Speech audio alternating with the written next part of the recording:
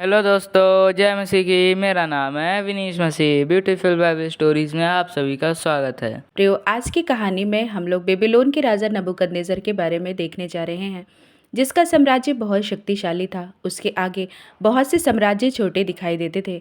इस राजा के द्वारा ही सुलेमान का बनवाया हुआ परमेश्वर का भव्य मंदिर भी तोड़ दिया गया था। इस वीडियो में इस राजा के घमंड की कहानी हम देखने जा रहे हैं, परंतु बाइबल बताती है कि परमेश्वर घमंडियों के घमंड को चूर करता है। याकूब 4:6 में लिखा है, वह तो और भी अनुग्रह देता है। इस कारण यह लिखा है, परमेश्वर अभिमानियों का विरोध करता है पर दीनों पर अनुग्रह करता है। आज की वीडियो में हम लोग घमंडी राजा की कहानी को देखेंगे और यह भी देखेंगे कि परमेश्वर ने उसके घमंड को कैसे चूर किया था। इस वीडियो को अंत तक जरूर देखिए ताकि इस वीडियो के माध्यम से हमें बहुत कुछ समझ आने पाए। यदि अभी तक आपने हमारे इस चैनल को सब्सक्राइब नहीं किया है तो सब्सक्राइब कर दीजिए और बेल आइकन को भी दबा दीजिए, जिससे आने वाली वीडियो की नोटिफिकेशन आपको जल्द मिलने पाए। तो आइए वीडियो स्टार्ट करते हैं। ये कहानी हमें मिलती है दानियल की पुस्तक उसके 3 और 4 अध्याय में। जैसा कि हम जानते हैं, दाऊद के पुत्र सुलेमान ने परमेश्वर के मंदिर को भव्य तरीके से निर्माण कराया था, जो यरूशलेम में था। उसके बाद सुलेमान के पुत्र रहोब्याम के समय में इज़राइल 2 भागों में विभाजित हो गया। पहला भाग इज़राइल और दूसरा भाग यहूदा कहलाया था।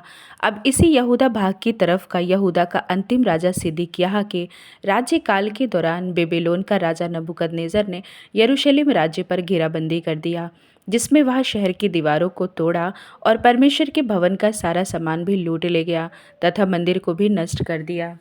इसके बाद वह यहूदियों को बंदी बनाकर बेबीलोन ले गया था तथा यरूशलेम के आसपास के सभी घरों में आग लगाकर फूंक दिया। राजा नबूकदनेस्सर एक मूर्ति पूजक राजा था और बहुत ही घमंडी भी था, परंतु उसने एक ऐसा स्वप्न देखा जिसके बाद उसके जीवन में दुखों का पहाड़ आ खड़ा हुआ था। परंतु इसके पहले कि वो स्वप्न देखता, राजा नबूकदनेस्सर ने अपने राज्य में एक बहुत बड़े सोने की मूर्ति खड़ा करवाया था तथा सारे प्रांतों में ये कहला भिजवाया कि जो भी इस सोने की मूर्ति को दंडवत नहीं करेगा उसे धधकते आग के भट्टे में डाल दिया जाएगा। राजा नबूकदनेस्सर अपने देवता को छोड़ और किसी को भी शक्तिशाली नहीं समझता था। तब एक दिन राजा ने एक स्वप्न देखा जो राजा को विचलित कर दिया। तब राजा ने अपने सभी प्रांत में के कसदियों, पंडितों, ज्योतियों से ये स्वप्न पूछने का और उसका अर्थ बताने के लिए कहा, परंतु किसी ने भी राजा को उसका स्वप्न और उसका अर्थ नहीं बता पाया। तब यहूदियों में से यरूशलेम लूट के दौरान बंदी बनाकर आए हुए दानियल ने परमेश्वर की सहायता से राजा के स्वप्न को उसके अर्थ सहित बता दिया था, जिससे राजा बहुत ही प्रसन्न हुआ और दानियल को ऊंचे पद पर सम्मानित भी किया था। परंतु राजा के राज्य के अधिकारियों के द्वारा राजा को यह भड़काया गया कि 30 दिन तक राजा सिर्फ तेरी ही पूजा होनी चाहिए और किसी की भी हिम्मत ना हो जो राजा की उपासना को छोड़कर दूसरे किसी और की उपासना करे तो उसे शेरों की मांद में डाल दिया जाए। जिस दौरान दानियल को भी परमेश्वर से प्रार्थना करते देख उन्होंने अपने साजिश के तहत उसे शेरों की मांद में डलवा दिया, परंतु यहोवा ने अपने दूत को भेजकर दानियल को बचा लिया। जिसके बाद राजा नबूकदनेस्सर ने एक दूसरा सपना देखा, जिसको देखने के बाद राजा पूरी तरह से डर गया और घबरा गया। तब राजा ने यह जानकर कि दानियल ही एक ऐसा व्यक्ति है जिसमें उत्तम ईश्वर की आत्मा रहती है और वही मेरे स्वप्न का अर्थ मुझे सही सही बता सकता है। तब राजा ने दानियल से कहा, तू तो सब ज्योतिषियों का प्रधान है। मैं जानता हूँ कि तुझ में पवित्र ईश्वरों की आत्मा रहती है और तू किसी भेद के कारण नहीं घबराता। इसलिए जो स्वप्न मैंने देखा है उसे मेरे फल समेत मुझे बता दे। जो दर्शन मैंने पलंग पर पाया वो ये है, मैंने देखा कि पृथ्वी के बीचों बीच एक वृक्ष लगा है। उसकी ऊंचाई बहुत बड़ी है। वह वृक्ष बड़ा होकर दृढ़ हो गया और उसकी ऊंचाई स्वर्ग तक पहुंची और वह सारी पृथ्वी के छोर तक दिखाई पड़ता है। उसके पत्ते सुंदर और उसमें बहुत फल थे, यहाँ तक कि उसमें सबों के लिए भोजन था। उसके नीचे मैदान के सब पशुओं को छाया मिलती थी और उसकी डालियों में आकाश की सब चिड़ियाँ बसेरा करती थी और सब प्राणी उससे आहार पाते थे। मैंने पलंग पर दर्शन पाते समय क्या देखा कि एक पवित्र पहरुआ स्वर्ग से उतर आया। उसने ऊंचे शब्द से पुकार कर ये कहा, वृक्ष को काट डालो, उसकी डालियों को छाट दो, उसके पत्ते झाड़ दो और उसके फल बिखरा डालो। पशु उसके नीचे से हट जाए और चिड़िए उसकी डालियों पर से उड़ जाए।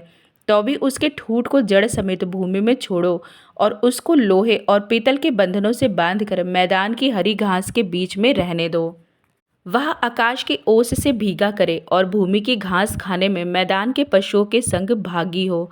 उसका मन बदले और मनुष्य का ना रहे, परंतु पशु का सा बन जाए और उस पर 7 काल बीते। यह आज्ञा पहरुओं के निर्णय से और यह बात पवित्र लोगों के वचन से निकली कि जो जीवित है वे जान ले कि परम प्रधान परमेश्वर मनुष्यों के राज्य में प्रभुता करता है और उसको जिसे उसे देता है, और वह उससे छोटे से छोटे जिसे चाहे उसे दे देता है। मैंने यही स्वप्न देखा और यह दानियल, तो इसका अर्थ मुझे बता दे। राजा के स्वप्न को सुनने के बाद दानियल घड़ी भर घबराता रहा और सोचते सोचते व्याकुल लग गया। तब राजा से कहने लगा, इसके फल से तू व्याकुल मत हो।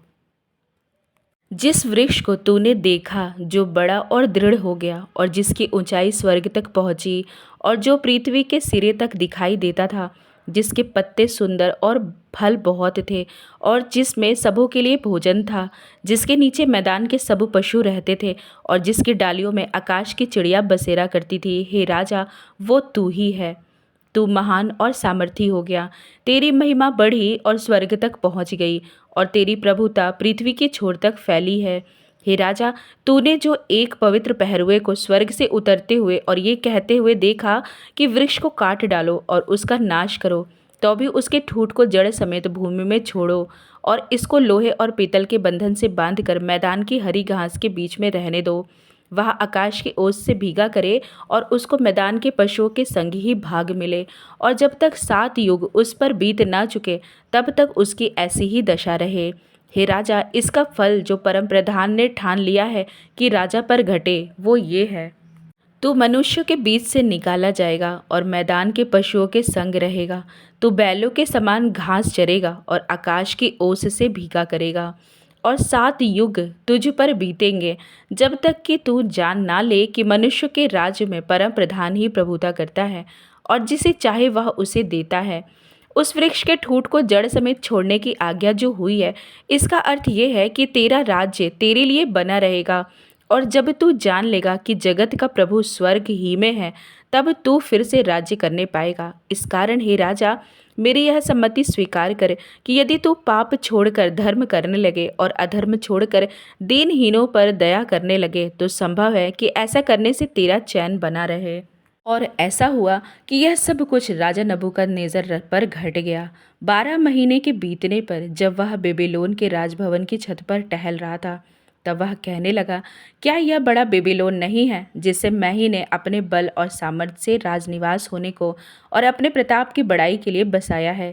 यह वचन राजा के मुख से निकलने भी नहीं पाया था कि आकाशवाणी हुई, हे राजा नबूकदनेस्सर, तेरे विषय में यह आज्ञा निकलती है, यह राज्य तेरे हाथ से छीन गया और तू मनुष्यों के बीच से निकाला जाएगा और मैदान के पशुओं के संग रहेगा और बैलों के समान घास चरेगा, और 7 काल तुझ पर बीतेंगे, जब तक कि तू ना जान ले परम प्रधान मनुष्यों के राज्य में प्रभुता करता है और जिसे चाहे वह उसे देता है। उसी घड़ी यह वचन राजा नबूकदनेस्सर के विषय में पूरा हुआ।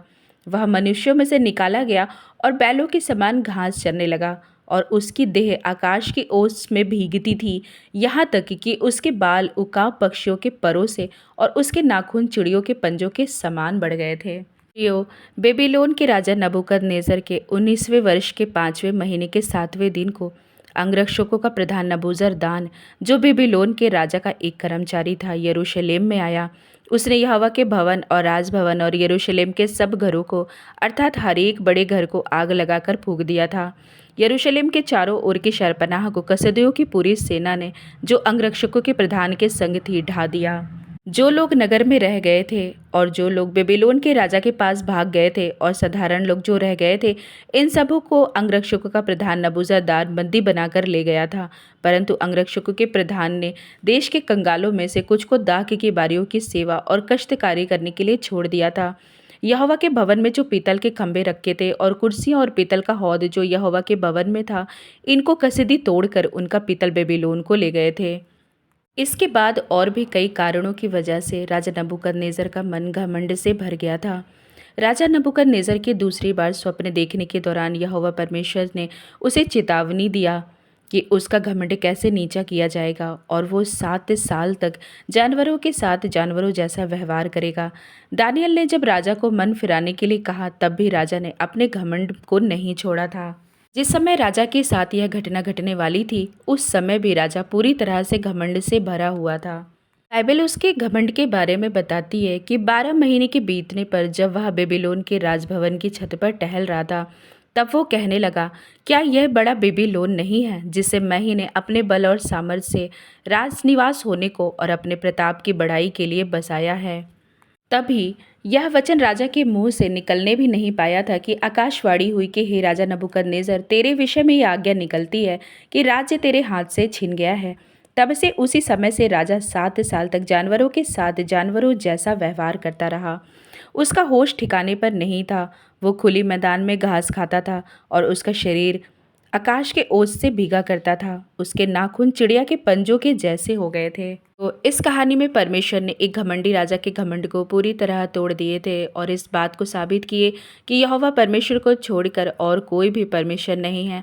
इसलिए आज चाहे हम किसी भी पोस्ट पर हों या आज हमारी सारी समृद्धि हमें मिल जाए, परंतु हमेशा प्रार्थना करें कि हमारे अंदर कभी भी घमंड ना आए। बाइबल बताती है कि परमेश्वर अभिमानियों का विरोध करते हैं। नीतिवचन 16 के 18 में लिखा है, विनाश से पहले गर्व और ठोकर खाने से पहले घमंड आ जाता है। स्वर्ग में रहने वाला लूसीफर भी घमंड के कारण ही नीचे गिरा दिया गया था। बाइबल में और भी बहुत सी आयतों को पढ़ने पर यह पता चलता है कि परमेश्वर घमंड करने वालों से नफरत करते हैं। राजा नबूकदनेस्सर की कहानी में एक नया मोड़ आया जब राजा ने अपनी आंखें स्वर्ग की ओर उठाया था। दानियल 4 के 34 में लिखा है, उन दिनों के बीतने पर मुझ नबूकदनेस्सर ने अपनी आंखें स्वर्ग की ओर उठाई और मेरी बुद्धि फिर ज्यों की त्यों हो गई।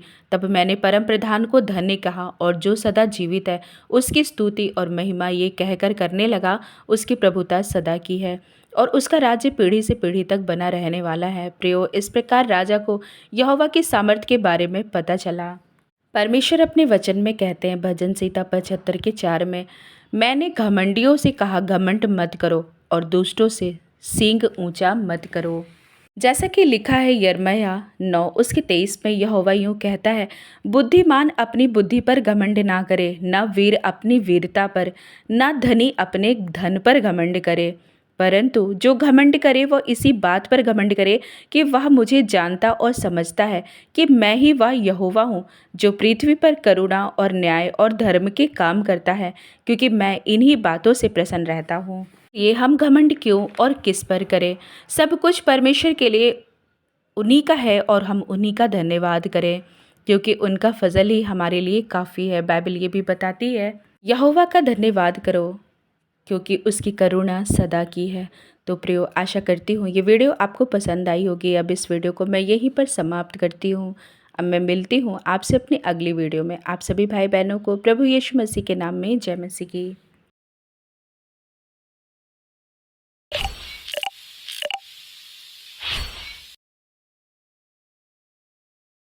तो दोस्तों, कैसी लगी आपको स्टोरी कमेंट में लिख के बताइए। आगे ही ऐसी वीडियो देखने के लिए हमारे चैनल को सब्सक्राइब कर दीजिए। जय मसीह की दोस्तों।